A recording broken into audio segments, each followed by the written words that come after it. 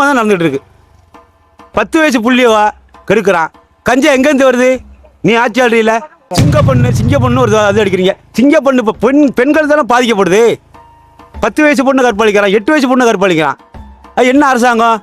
இந்த மோடியை பற்றி இது வரைக்கும் ஒரு வார்த்தை கூட பேசுறது கிடையாது. ஆட்சியில் இருக்கிறாரு, மோடி எதுக்குறாங்கிறாரு. மோடியை வச்சு எந்த ஒரு மோடின்னு கூட சொல்லலை, பிஜேபி சொல்லவே இல்லை. என்ன காரணம்? அப்போ அந்தரங்கமாக நீ பார்க்குறியா? ரொம்ப பாதிக்கிறோம்ல.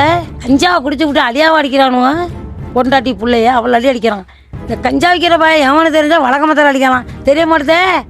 கொலை தானே நடக்குது ஊருக்குள்ள கஞ்சாவில். ஒரு 2 வயசு பொண்ணை கிடக்குறான். அவன் எவ்வளவு குடிச்சிட்டு கிடத்துப்பான்.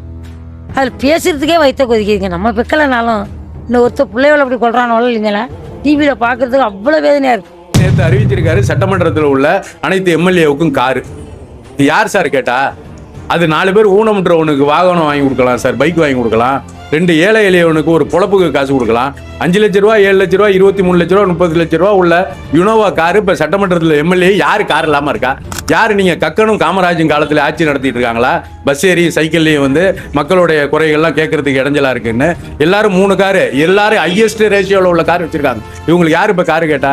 ஊருக்கு வந்து எவனாச்சும் ஊரில் தெருக்கொடையில் கஷ்டத்தில் கோடியக்கரையிலேருந்து கன்னியாகுமரி வரையும் உள்ள 8 கோடி மக்களுக்கு தான் சார் சட்டம் பண்ணுறது. மக்களுக்கு தேவையானதை செய்யுங்க. அதுக்கான முயற்சியும் எடுக்கல, எந்தவித அதுக்கான செயல்பாடும் இல்லை. அப்பாவை காணும் அம்மாவை காணும்னு சொல்கிறவரெல்லாம் சுதந்திர தினத்தில் யாரை கொண்டாந்து முன்னாடி உட்கார வச்சார்? அவங்க யார்? புரோட்டோக்கால் என்ன? அங்கே யார்? அவங்க என்ன சட்டமன்ற உறுப்பினரா, பாராளுமன்ற உறுப்பினரா, இல்லை ஒரு அரசு அதிகாரியா, ஒரு ஐஏஎஸ்ஸா, ஐபிஎஸ்ஸா? தனக்கு வேண்டப்பட்டவர்களுக்கு, தனக்கு இப்போ சினிமாவோட உதவியவர்களுக்கான ஆட்சியாக நடைபெறுகிறதுடைய மக்கள் ஆட்சியாக இது இல்லை.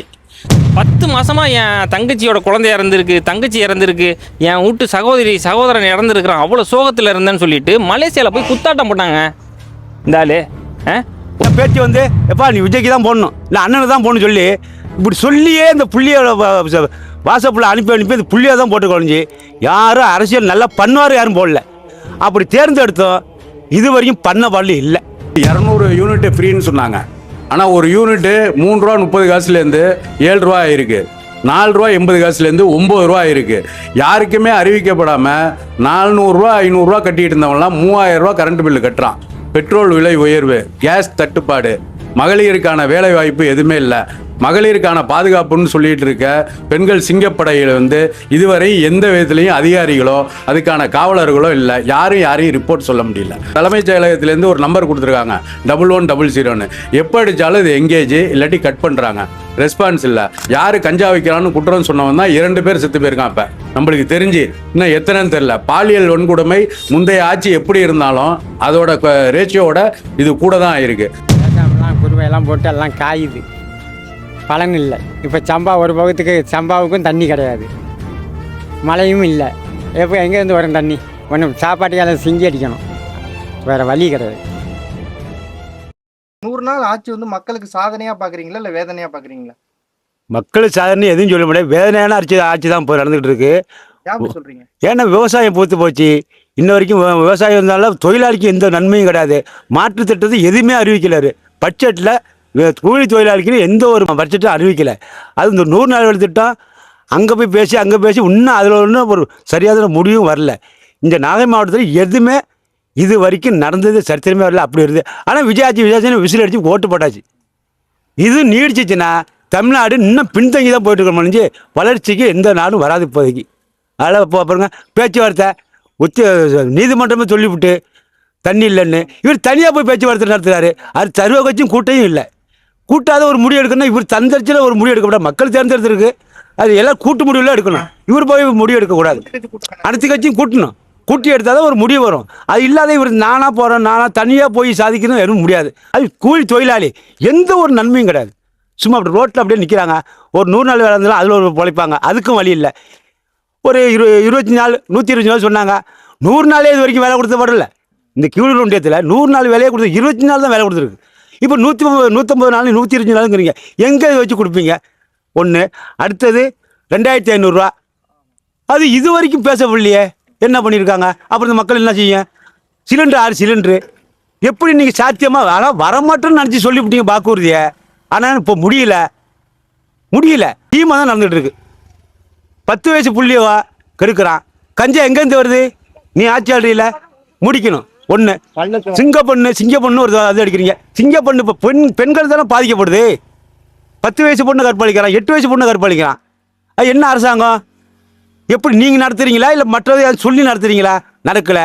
இந்த மோடியை பற்றி இது வரைக்கும் ஒரு வார்த்தை கூட பேசுறது கிடையாது. ஆட்சியில் இருக்கிறாரு, மோடி எதுக்குறாங்கிறாரு. மோடியை வச்சு எந்த ஒரு மோடின்னு கூட சொல்லல, பிஜேபி சொல்லவே இல்லை. என்ன காரணம்? அப்போ அந்தரங்கமா நீ பார்க்குறியா தமிழ்நாட்டை? மக்கள் தேர்ந்தெடுத்திருக்கு, அவ்வளோதான். எந்த ஒரு ஆட்சியும் விஜய் ஆட்சி இவங்க நன்மையை அடையலை. கூலி தொழிலாளிக்கு முக்கியமாக செய்யணும். கர்நாடகா போய் சர்வ கட்சியும் கூட்டி அது சரியான முடிவு எடுத்ததா நம்ம விவசாயம் பாதிக்கப்படுது. அது சரி பண்ணலாம். இன்னைக்கு ஒரு செய்தி என்னங்கன்னா, ஆந்திராவில் மரம் வெட்ட போறதா சொல்லி 3 தமிழர்களை கர்நாடக அரசு சுட்டு கொண்டு இருக்கிறான். இது வரைக்கும் கண்டனம் தெரிவிக்கலையே. இது வரைக்கும் தமிழ்நாட்டால சுட்டு கொண்டிருக்கான் 3 பேரை. இது வரைக்கும் கண்டனம் தெரிவிக்கல. இன்னும் பல பிரச்சனையே எதுவுமே கண்டுக்கல. ரோட்டில் சாவறான், அவனுக்கு நீ அதிகாரி வேலை கொடுக்குற. உன்னை யார் வேலை சொன்னது? கொடுத்த கூட்டின 40 பேர் செத்தான், அவனுக்கு என்ன அதிகாரி? அவனுக்கு என்ன அரசாங்கத்துக்கு வேலை கொடுக்குற? எத்தனை பேர் தியாகியாக இருக்கானே அவனுக்கு கொடு. அவன் புள்ளியோ எடுத்துக்கல, அவனுக்கு கொடு. ஒரு கண் துடைப்பா ஒரு 25 கோடி அப்படி இப்படி தட்டுறிய. என்னத்துக்கு கொடுக்குற? சொன்ன நடவடிக்கை நிறைவேற்று, அவ்வளோதான். இந்த ஏரியாவில் ரொம்ப பாதிக்கப்படுது. ஒரு 100 நாள் வேலை செட்டு இன்னும் வரையும் இல்லை. மக்கள் அப்படி செத்துக்கிட்டு இருக்கு ரோட்டு வரல. பின்காலத்தில் என்ன பண்ண போகுதுன்னு தெரியல. சொன்ன வாக்குறுதியில் நிறைவேற்ற முடியும்னு நினைக்கிறீங்களா? முடியாதுங்க. இவர் சும்மா ஏதோ அள்ளி விட்டார். மோடி பண்ணார் பாருங்க, 10 லட்சம் 5 லட்சம் தரேன்னு சொல்ல, அது மாதிரி அள்ளி விட்டாரு. இப்போ சமாளிக்க முடியல. ஆட்சி வந்தது காரணம் முக்கியமா வீட்டில் உள்ள சின்ன பிள்ளைகள் சொன்னதுனால போட்டேன்னு சொல்றாங்களா? அது உண்மைங்களா? உண்மைதாங்க. போடுறது என் பேச்சு எப்பா நீ விஜய்க்கு தான் போடணும், இல்லை அண்ணனை தான் போடணும் சொல்லி இப்படி சொல்லியே இந்த புள்ளியோட வாசப்பில் அனுப்பி இந்த புள்ளியை தான் போட்டு குறைஞ்சி யாரும் அரசியல் நல்லா பண்ணுவார் யாரும் போடல. அப்படி தேர்ந்தெடுத்தோம், இது வரைக்கும் பண்ண பாடல இல்லை. அவர்கள் வர்றதுக்கு முன்னாடி ஒருவேளை வந்தா ஒரு புதுசா மாற்றமா ஏதாச்சும் செய்வாங்க அப்படின்னு நீங்க நம்புனீங்களா? நம்பணும். சரி, காலங்காலமா 2 பேர் தான் ஆண்டுகிட்டு இருக்காங்க. ஒரு ஆள் புதிய ஆள் வரட்டும் ஆனால் மக்கள் எல்லாரும் எதிர்பார்த்தது பிறகு இங்கே இந்த மக்கள் தேர்ந்தெடுத்ததை இந்த ரோட்டில் இன்னும் உயிரை விட்டு போட்டவனுக்குன்னு எதையும் செய்யலை. இப்போ திரையுலகத்தில் இருந்து நடிக்காம பாருங்க, அந்த அளவுக்கு மட்டும் வசந்த பதவி அப்படிதான் வருது ஒழிஞ்சு இந்த ஓட்டு போட்டாம பாருங்க, அம்மாவை எழுத்து அப்பாவை எழுத்து பாரம்பரியமாக ஒரு கட்சியில் இருந்த அவங்க வறுத்து அத்தனை பேரும் எழுத்து போட்டாங்கல்ல, அவங்களுக்கு எந்த பலனும் கிடையாது. சாதாரண எந்த பலனும் கிடையாதுங்க, எந்த பலனும் கிடையாது. மக்களுடைய பார்வைக்கு இது வேதனையாக தான் தெரியுது. 100ங்கிற நாட்களில் முன்னாடி உள்ள 1 எடுத்துடலாம்.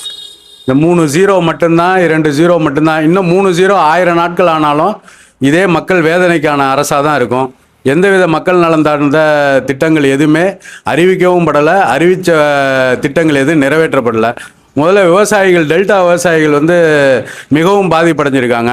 வரலாற்றில் சுதந்திரம் வாங்கினதுக்கு அப்புறம் தமிழக சட்டமன்றம்னு அமைச்சதுலேருந்து ஜூன் 12 மிஞ்சி போனால் அதுலேருந்து 1 வாரம் எவ்வளோ பெரிய கர்நாடகா பிரச்சனையாக இருந்தாலும் பேச்சுவார்த்தையில் தீர்த்து இந்த மத்திய அமைக்கப்பட்ட நடுநிலை வாரியம், நீர் வாரியம் அமைச்சதுலேருந்து நம்மளுக்கு தண்ணி கரெக்டான ஸ்டேஜுக்கு இது டெல்டா மக்களுக்கான விவசாயிகளுக்கான பாதிப்பு இல்லை, ஒட்டுமொத்த தமிழகமும் இந்தியாவுடைய நெல்களஞ்சியம்.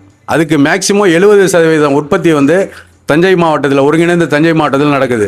ஆனால் தண்ணி இல்லாமல் விவசாயி ஃபுல்லாக இனிமேல் திருப்பூருக்கும் மகாராஷ்டிராவுக்கும் பீடா வைக்கிறதுக்கு போகிற நிலைமை உருவாயிட்டு. முதல்ல இன்னொன்று அடிப்பட்ட மக்கள் பாதிக்கப்பட வேண்டியது 200 யூனிட் ஃப்ரீன்னு சொன்னாங்க. ஆனால் ஒரு யூனிட்டு 3 ரூபா 30 காசுலேருந்து 7 ரூபா ஆயிருக்கு, 4 ரூபா 80 காசுலேருந்து 9 ரூபா ஆயிருக்கு.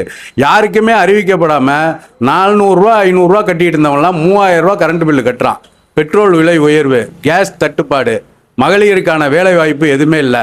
மகளிருக்கான பாதுகாப்புன்னு சொல்லிட்டு இருக்க பெண்கள் சிங்கப்படையில் இதுவரை எந்த விதத்துலையும் அதிகாரிகளோ அதுக்கான காவலர்களோ இல்லை. யாரையும் ரிப்போர்ட் சொல்ல முடியல. ரிப்போர்ட்டை அட்டன் பண்ணி தலைமைச் செயலகத்திலேருந்து ஒரு நம்பர் கொடுத்துருக்காங்க 1100.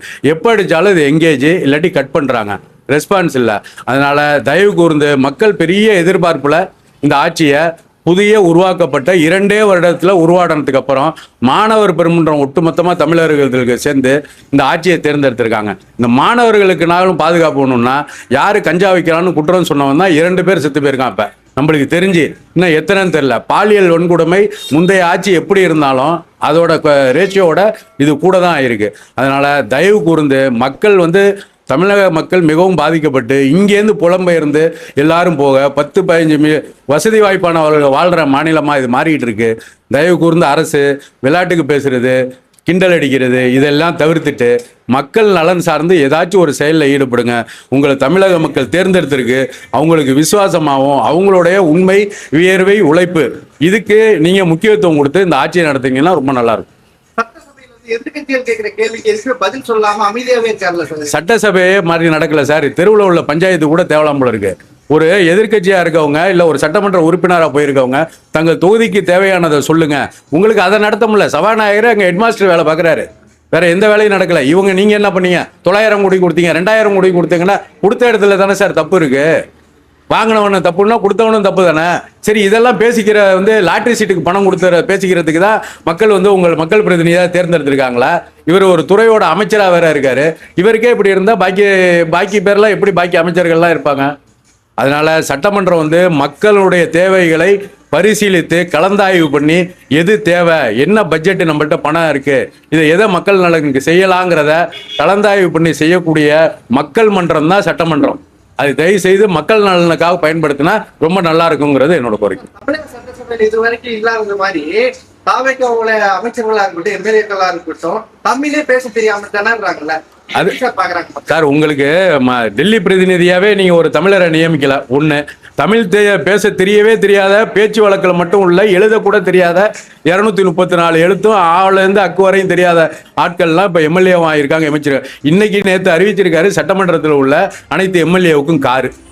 இது யார் சார் கேட்டா? அது 4 பேர் ஊனமுற்றவனுக்கு வாகனம் வாங்கி கொடுக்கலாம் சார், பைக் வாங்கி கொடுக்கலாம். 2 ஏழை எளியவனுக்கு ஒரு பொழப்புக்கு காசு கொடுக்கலாம். 5 லட்ச ரூபா, 7 லட்ச ரூபா, 23 லட்ச ரூபா, 30 லட்ச ரூபா உள்ள யுனோவா காரு இப்போ சட்டமன்றத்தில் எம்எல்ஏ யாரு கார் இல்லாமல் இருக்கா? யாரு? நீங்க கக்கனும் காமராஜும் காலத்தில் ஆட்சி நடத்திட்டு இருக்காங்களா? பஸ் ஏறி சைக்கிள்லையும் வந்து மக்களுடைய குறைகள்லாம் கேட்கறதுக்கு இடைஞ்சலா இருக்குன்னு எல்லாரும் 3 காரு, எல்லாரும் ஹையஸ்ட் ரேஷியோவில் உள்ள கார் வச்சிருக்காங்க. இவங்களுக்கு யாரு இப்போ காரு கேட்டா? ஊருக்கு வந்து எவனாச்சும் ஊரில் தெருக்கொடையில் கஷ்டத்தில் கோடியக்கரையிலேருந்து கன்னியாகுமரி வரையும் உள்ள 8 கோடி மக்களுக்கு தான் சார் சட்டமன்றம். அது மக்களுக்கு தேவையானதை செய்யுங்க. அதுக்கான முயற்சியும் எடுக்கல, எந்தவித அதுக்கான செயல்பாடும் இல்லைங்கிறதா என்னோட கருத்து. போன ஆட்சியில வந்து திமுக விசிகாவும் கொள்கை கூட்டணி சொல்லிட்டு திருமாவளவன் வந்து நேற்று நடந்த தமிழ் தேச மாநாடு நடத்துனாங்களே, அதுல வந்து இனிமே வந்து விசிகாவும் தமிழக வெற்றிடம் இணைந்தே பயணிக்கணும், கூட்டணிக்கு நாங்க போயிட்டோம் அப்படின்னு கருத்து சொல்லியிருக்காங்க. இது எப்படி சந்தர்ப்பவாதமா பாக்குறாங்க மக்கள்? கொள்கை கூட்டணின்னா கொள்கை லெவல்ல என்ன சார் பிரச்சனை வந்துச்சு? மதவாத எதிர்ப்பு, தமிழுக்கான முன்னுரிமை, தாய் தமிழ் பாட்டை முன்னுரிமைப்படுத்தணும், தமிழை வந்து எங்க மொழியே எங்கள்கிட்ட இருக்கணும், வேற மொழி திணிக்க கூடாது, தாழ்த்தப்பட்டவர்களுக்கான இடஒதுக்கீடு, சமூக நீதி, இதை காக்கப்பட வேண்டிய கொள்கையிலேருந்து என்ன பிரச்சனை வந்துச்சு? கூட்டணி கட்சியெல்லாம் விலகி போனாங்க. அதை என்ன யாருமே சொல்லலையே. கூட்டணி கட்சியிலேருந்து விலகி போகிறோம், ஆட்சி இந்த மதவாத ஆட்சி வராமல் நாங்கள் காப்பாற்றணுங்கிறதுக்காக ஓட்டு போட்டோம்னா மக்கள் நலன் சார்ந்து நீங்கள் கொள்கை கூட்டணியாக உள்ளவங்க என்ன கொள்கை உங்களுக்கு பிடிக்கல? விலகி போனவங்க இல்லை. இப்போ திமுகலேருந்து விசிகா விலகி போகுது, தமிழ்மன் சார் கட்சி விலகி போகிற, இவங்கெல்லாம் எதுக்கு விலகி போகிறாங்க? விலகி போகிறதுல கொள்கையில் என்ன உங்களுக்கு முரண்பாடு ஏற்பட்டுச்சு? 15 வருஷமாக கூட்டணியில் இருந்தவங்களுக்கு இப்போ என்ன புதுசாக கொள்கையில் முரண்பாடு? அதனால இது சந்தர்ப்பவாதத்துக்கான நகர்வுன்னு தான் நான் பார்க்குறேன். இப்போ வரக்கூடிய 6 சட்டமன்றத்துக்கான இடைத்தேர்தல் வந்து தாவேக்கு வந்து வெற்றி பெறும் நினைக்கிறீங்களா, பண்டு தோல்வி அடையும்? தமிழக அரசியலில் இது வரையும் சட்டமன்றத்தில் யார் ஆட்சியாளர்களாக இருக்காங்களோ அவங்களோட கை தான் ஓங்கி இருக்கும். மக்கள் ஓட்டு போடுறாங்க, ஓட்டு போடலங்கிற பரிசீலனை விட ஓட்டு போட வைக்கிறதுக்கான தனக்கு சாதகமான வேலைகள் என்ன நடக்குமோ அத்தனை பேரும் அந்த வேலையை பார்ப்பாங்க. இருக்க அமைச்சர்கள்லாம் கரெக்டாக இன்ஃப்ளூயன்ஸாக பவராக போய் உட்காந்து அவங்களோட எலெக்ஷன் ஒர்க்கை பார்ப்பாங்க. ஆட்சியில் சட்டமன்றத்தில் 234 108 வச்சுக்கிட்டு ஆட்சி அமைச்சிருக்காங்க. சரி, நம்ம 6 சட்டமன்றமும் கொடுத்தோம்னா நம்மளுக்கு தேவையான நடக்கும் அப்படிங்கிற எதிர்பார்ப்பில் மக்கள் வந்து ஆட்சியாளர்களுக்கு சாதகமான கட்சிக்கு வாக்களிக்கிறதுக்கான வாய்ப்பு இருக்கு. 1 ஏக்கர் 5 ஏக்கர் 3 ஏக்கர் இப்படி சின்ன விவசாயி உழுது போட்டோம், தண்ணி வரல, காஞ்சி கிடக்கு. பொம்பளை ரொம்ப பாதிக்கிறோம்ல. கஞ்சாவை குடிச்சு விட்டு அடியாவை அடிக்கிறானுவ, பொண்டாட்டி பிள்ளைய அவள் அடி அடிக்கிறான். இந்த கஞ்சா வைக்கிற பையன் எவனு தெரிஞ்சா வழக்கமத்தால் அடிக்கலாம், தெரிய மாட்டேதே. கொலை தானே நடக்குது ஊருக்குள்ள கஞ்சாவில். ஒரு 2 வயசு பொண்ணை கிடக்குறான், அவன் எவ்வளவு குடிச்சிட்டு கிடத்துப்பான்.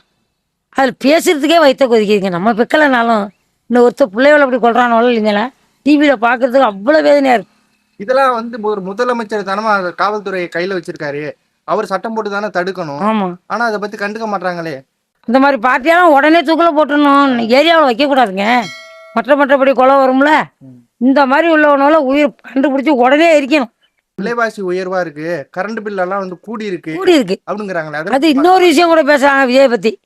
சார் வந்த பிற்பாடு தான் கரண்டை பிடிக்கிறாங்க, நைட்டில் தூக்க முடியல, கொசு காடி காலத்தில் என்ன பண்ணுறது, இப்போயே இப்படி கரண்ட்டை பிடிச்சிக்கிறாங்களே, கரண்ட்டு பிரினாரு, அப்போ சார் ஏன் கரண்ட்டை பிடிக்கிறாரு, வீட்டுக்கு வீட்டு கரண்ட்டு பிடிக்கிறாங்க, ரொம்ப நேரம் பிடிக்கிறாங்க. எனக்குமே வந்து சுகர் பிரஷர்லாம் உட்காந்துருக்க முடியல. அது ஒரு கோரிக்கை சொல்கிறாங்க. அது உண்மை தான். கரண்ட்டை பிரின்னு சொல்லிவிட்டு கரண்ட்டை பிடிக்கிறாங்களான்னு கேட்குறாங்க. அது 2500 ரூபா மகளிருக்கு தரணும்னு சொன்னாங்களா? ஆமாம். அது எதுவும் வந்துச்சுங்களா? இல்லை, இது வரைக்கும் எங்கள் நாகை மட்டத்தில் யாரும் வாங்கினதில்லை. 6 சிலிண்டர் சொன்னாங்கம்மா. அதுவும் வரல. எங்கள் இந்த கும்பலில் இந்த குழப்பாட்டுக்கிட்ட கச்சரக்காரன் தானா எங்கள் ஏரியா, இந்த ஃபுல்லும் எங்கள் ஏரியா தான் வாங்கலை. உண்மை தானே இது? எங்கே வந்துருக்கு? ஏதோ ஒரு ஆதங்கத்தில் சொல்லிட்டாரு. ஒரு 5 வருஷம் கொடுக்குறதா ஒரு 2 வருஷம் கொடுப்பாரு, 3 வருஷம் கொடுப்பாரு.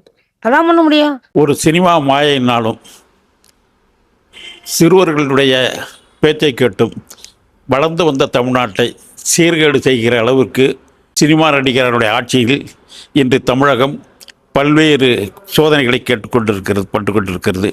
குறிப்பாக சமீபத்தில் கர்நாடகாவில் நடந்த 3 தமிழர்களுடைய படுகொலை, இந்த டெல்டா மாவட்டத்தில் ஏற்பட்டிருக்கிற காவிரி வறட்சி, நீர் இல்லாதனால் வறட்சி, இன்னும் பல்வேறு பிரச்சனைகளை விட்டு கடந்த ஆட்சிகளுக்கு தவறுகளை சொல்லிக் கொண்டிருக்கிறார்களே தவிர தான் செய்கிற தவறுகளை திருத்திக் கொள்வதற்கோ மக்களுக்கு சேவை செய்வதற்கோ எந்த எண்ணமும் இல்லை. குறிப்பாக தங்களை முன்னிலைப்படுத்தி செய்கின்ற செயல்களைத்தான் அமைச்சர்கள் செய்கிறார்களே தவிர மக்களுக்கான எந்த உருப்படியான திட்டங்களும் இல்லை. அவர்கள் கூறிய விவசாய தடுப்பூலி கடன் போலியாகிவிட்டது. மாதம் 2500 ரூபா மகளிருக்கு தொகை இல்லாமல் போய்விட்டது. மின்சார கட்டணம் குறைப்பேன் என்று சொல்லி அது ஒரு போலி நாடகமாகிவிட்டது. இப்படி ஒரு நாடகமான அரசு தான் நடந்து கொண்டிருக்கிறதை ஒழிய மக்களுக்கு ஆதரவான செயல்பாடான அரசு ஒன்றுமில்லை. இந்த அரசு நீடிக்குமா இல்லையா என்பது மக்கள் மிக்க அச்சத்தோடு பார்த்து கொண்டிருக்கிறார்கள். அவங்க தரப்புல என்ன சொல்றாங்கன்னா, இந்த 5 வருஷம் மட்டும் கிடையாது, 50 வருஷம் எங்க தளபதி ஆட்சி தான் அப்படிங்கிறாங்க. இது எப்படி சார்? இது அரசியலில் எல்லாரும் சொல்கிறது தான். தொடர்ந்து யாருக்கு ஆட்சிக்கு வந்தாலும் நாங்கள் தான் சொல்கிறது வழக்கம்தான். மக்கள் என்ன முடிவு எடுக்கிறாங்கிறது மக்கள் கையில் இருக்குது. ஒரு மோசமான ஆட்சியை மக்கள் ஏற்றுக்கொள்வாங்கிறது காலம்தான் பதில் சொல்லும். பட்ஜெட்ல வந்து வேளாண் சம்பந்தமாக எதுவுமே பெரிய அளவுல திமுகவுக்கு மாற்றம் எதுவுமே சொல்லல அப்படின்னு சொல்றாங்க. என்ன பேர் மாற்றி வச்சிருக்கிறதா எல்லாம் வெற்றிங்கிற கட்சி பேரை வைக்கிறங்கிறதா வெற்றிங்கிற பேர் மாற்றம் நடந்திருக்க ஒழிய வேற ஒன்றுமே இல்லை. திமுக கடையினுடைய செயல் திட்டங்களுக்கு ஒரு லேபிள் ஒட்டியிருக்காங்க, அவ்வளவுதான். இன்னும் சொல்ல போனால் திமுகவுடைய ஆட்சி தான் தொடர்ந்து நடக்கிறது மாதிரி ஒரு பார்வை தென்படுது. ஆட்சிக்கு வர்றதுக்கு முன்னாடியே நிறைய திட்டங்கள் சொன்னாங்க. தங்க மோதிர திட்டம், 6 சிலிண்டரு, 4000 ரூபாய் இளைஞர்களுக்கு பணம், மகளிருக்கு 2500 ரூபாய் பணம், இதெல்லாம் சொன்னாங்க. இதெல்லாம் சாத்தியப்படுமா? இல்லைங்க, அவங்க ஆட்சிக்கு வருவோம்னு நம்பிக்கிட்டு சொல்லலை. இதெல்லாம் எதிர்பாராத விதமாக சொன்னாங்க, வந்துட்டாங்க. இப்போ என்ன செய்யறதுன்னு தெரியாமல் முழிக்கிறாங்க. ஏன்னா சட்டமன்றத்தில் வாயை திறந்து முதலமைச்சர் ஒரு கேள்வி கூட பதில் சொல்லாமல் இருக்கிறப்போ சட்டமன்றத்தை நான் என்னுடைய 80 ஆண்டு காலத்தில் இப்போ தான் முத பார்க்குறேன். எவ்வளோ கடுமையான வாதங்கள் மோதல்கள் இருக்கப்போ கூட முதலமைச்சர்கள் வந்து மன்றத்தில் பதில் சொல்லியிருக்காங்க. இப்போ முதலமைச்சருக்கே அவருடைய மந்திரிகள் பதில் சொல்கிற நிலைமை இருந்தாங்க. முதலமைச்சருக்கு என்ன அதிகாரம் இருக்குங்கிறதே தெரியாமல் போச்சு. மந்திரி எல்லாம் வந்து விஜயை வந்து புகழ் பாடுற செயலே செஞ்சுட்டு இருக்காங்க. வேற அவங்களுக்கு பதில் இல்லாதால அதான் செய்ய முடியும். இன்றைக்கு கூட ஒரு மந்திரி புகழ்ந்து பேசியிருக்கார், பிரதமருங்கிறாரு. அப்பாவை காணும் அம்மாவை காணும்னு சொல்கிறவரெல்லாம் சுதந்திர தினத்தில் யாரை கொண்டாந்து முன்னாடி உட்கார வச்சார்? அவங்க யார்? புரோட்டோக்கால் என்ன? அங்கே யார்? அவங்க என்ன சட்டமன்ற உறுப்பினரா, பாராளுமன்ற உறுப்பினரா, இல்லை ஒரு அரசு அதிகாரியா, ஒரு ஐஏஎஸ்ஸா, ஐபிஎஸ்ஸா? தனக்கு வேண்டப்பட்டவர்களுக்கு, தனக்கு இப்போ சினிமாவோட உதவியவர்களுக்கான ஆட்சியாக நடைபெறுவதைய மக்கள் ஆட்சியாக இது இல்லை. இது முக்கியமான கேள்வி என்னங்கண்ணா, முக்கியமான அரசு பதவிகளை அவரை வச்சு படம் எடுத்த டைரக்டர்களுக்கும் ப்ரொடியூசர்களுக்கும் கொடுக்குறாங்கல்ல, இதை மக்கள் வந்து அருவருக்கு இல்லையா? மக்கள் அருவருக்குத்துக்கிட்டு இருக்காங்க. போட்டு வெளியே சொல்ல முடியாமல் நிற்கிறாங்க. செஞ்ச தவறுகளை எப்படி செஞ்சிட்டோமேங்கிறத இது உணர்ந்துருக்காங்களே ஒழிய காலத்தை எதிர்பார்த்துக்கிட்டு இருக்காங்க மாற்றம். இப்போ வருகிற இடைத்தேர்தல் தான் நிச்சயமாக இவர்கள் ஒரு பெரிய தோல்வியை சந்திப்பார்கள். மாற்றுக் கட்சியில இருந்து வெற்றி பெற்ற எம்எல்ஏக்களை வந்து குதிரை பேரை நடத்தி வாங்குறாங்க அப்படிங்கிற ஒரு குற்றச்சாட்டு இருக்குல்ல, அது எந்த அளவுக்கு உண்மைதான். இப்போ நடக்கிறதே திமுகவினுடைய ஆட்சி தானே. திமுகலேருந்து வெற்றி பெற்று போனவங்களுடைய ஆதரவு பெற்ற ஆட்சி தான் நடந்துக்கிட்டு இருக்கு. அதை வச்சுக்கிட்டு நாங்கள் 108 பேர் 107 பேர்னா எங்கே உங்களுடைய ஆட்சியினுடைய நிலைமை என்ன? நேற்று வந்து திருமாவளவன் அவர்கள் நடத்துற மாநாட்டில் வந்து இது வரைக்கும் அவங்க என்ன சொல்லிட்டு இருந்தாங்க, நாங்கள் வெளியில இருந்து தான் ஆதரவு கொடுத்துருக்கோம், கூட்டணிக்குள்ள இன்னும் நாங்கள் போகலை அப்படின்னு சொல்லிட்டு இருந்தாங்க. இப்போ நேற்று நடத்தின தமிழ் தேசியங்கிற மாநாட்டில் நாங்கள் இனிமேல் தொடர்ச்சியா வந்து வெற்றி கழகமும் விடுதலை சிறுத்தைகளும் இணைந்தே பயணிக்கும் அப்படின்னு அறிவிச்சிருக்காங்க. இது எப்படி பாக்குறீங்க? திருமாவளவனை பொறுத்தவரையும் இனிமேல் தனிமைப்பட்டு போயிட்டார். அவருக்கு தொண்டர் படை இனிமேல் இல்லை. போலி அரசியல் நடத்திக்கிட்டு போலி தலித் அரசியல் நடத்திக்கிட்டு இருக்க ஒரு தலைவருங்கிறத இந்த 3 மாத காலத்தில் அவர் நிலைப்படுத்தியிருக்கிறாரு. இனிமேல் அரசியலும் இல்லை, ஒன்றும் இல்லை, சும்மா அவங்களோடு இணைந்து செயல்பட்டுக்கிட்டு ஏதாவது காரியம் சாதிக்கலாங்கிற நிலைமையை தானே தவிர வேறு ஒன்றும் இல்லை. படிச்சுட்டு அத்தனை இளைஞர்கள், லட்சக்கணக்கான இளைஞர்கள் நிற்கிறான். ஒரு கூட்டத்தில் பார்க்குறான், அவ்வளோ பேர் தேர்வு எழுதுறதுக்கு நின்றுக்கிட்டு இருக்கிறானுவான். அவனும் உள்ள ஒரு 31 பேருக்கு வேலையை வந்து தடுத்துட்டு இந்த 31 முட்டாள்களுக்கு வேலை கொடுக்குறாங்க.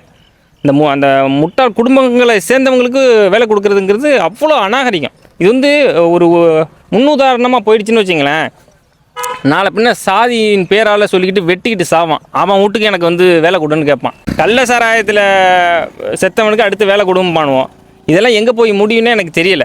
கரூரில் வந்து விஜயபாஸ்கருங்கிற ஒரு சட்டமன்ற உறுப்பினர் ராஜினாமா பண்ணுறாரு. அதற்காக இடைத்தேர்தல் அறிவிக்கப்படலாம். அதை காரணத்தை வச்சுக்கிட்டு 10 மாதம் கழிச்சு 10 மாதமாக என் தங்கச்சியோட குழந்தை தங்கச்சி இறந்துருக்கு, என் வீட்டு சகோதரன் இறந்துருக்கிறான், அவ்வளோ சோகத்தில் இருந்தேன்னு சொல்லிட்டு மலேசியாவில் போய் குத்தாட்டம் போட்டாங்க. இந்த ஆளு நீ வந்து முதலமைச்சராக வரப்போகிறன்னு உனக்கு தெரியாது, உனக்கும் தெரியாது, எங்களுக்கும் தெரியாது, மக்கள் யாருக்கும் தெரியாது. ஆனால் முதலமைச்சர் விஜய் என்ன சொல்கிறாருன்னா, எனக்கு பணமா ஜனமான்னு முக்கியமானு பார்த்தா எனக்கு ஜனம் தான் முக்கியம் அப்படின்னு சொல்கிறாரு. அதை பற்றி என்ன நினைக்கிறேன்? ஆமாம், அந்த ஜனத்தை வச்சு தானே சம்பாதிக்க முடியும். அடுத்து இந்த ஜனத்தை வச்சுருந்தா தான் அடுத்து பணம் சம்பாதிக்கலாம். இவர் வந்து 250 கோடி பணத்தை விட்டுட்டு ஒரு படத்துக்கு வந்து 250 கோடி வாங்குறேன், நான் அதை விட்டுட்டு தான் நான் வந்து அரசியலுக்கு வரேன், மக்கள் பணிக்கு வரேன்னு சொல்கிறாரு. 41 பேர் இறந்தாங்கல்ல, ஒரே ஒரு படத்தில் வந்த காசு 250 கோடியை வகுத்து பாருங்கள், கிட்டத்தட்ட ஒரு 6 கோடியாக நம்ம வருது.